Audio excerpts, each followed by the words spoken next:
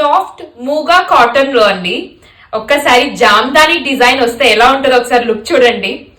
Borderless sari అండి, ఇలా small బూటీ work వస్తుంది.